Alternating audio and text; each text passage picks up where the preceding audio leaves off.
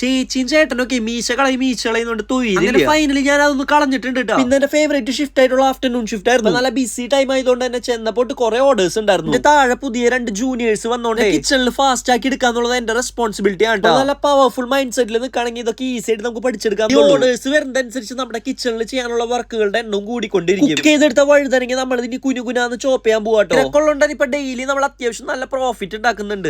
നമ്മുടെ വീഡിയോ ഇഷ്ടമാണെങ്കിൽ ജസ്റ്റ് ഒന്ന് ഫോളോ ചെയ്ത് സപ്പോർട്ട് ചെയ്തിട്ട് പുതിയ ആൾക്കാർ വരുന്നതോറും നമ്മുടെ റെസ്പോൺസിബിലിറ്റീസ് കൂടിക്കൊണ്ടിരിക്കും. അതിൽ എനിക്കൊരു വർക്ക് കിട്ടിയതാണ് ഈ ലാപ്ടോപ്പ് വർക്ക്സ്. ഇതൊക്കെ പഠിച്ചിരിക്കേണ്ടത് നല്ലതാണ് കേട്ടോ. കുറെ ആൾക്കാർക്കുള്ള സംശയം കൂടിയാണിത്. ഷെഫുമാർക്ക് ആകെ കിച്ചണിൽ മാത്രമല്ലേ വർക്കുള്ളൂ, അവർക്ക് ഇങ്ങനത്തെ പണികളൊന്നും ഇല്ലല്ലോ.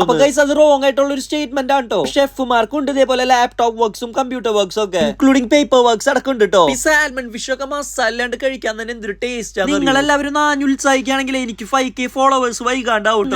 എല്ലാ സപ്പോർട്ടിനും ഒരുപാട് നന്ദി. പുതിയ വീഡിയോ ആയിട്ട് നാളെ കാണാം. Bye from chef Salvin അപ്പസൂലാൻ.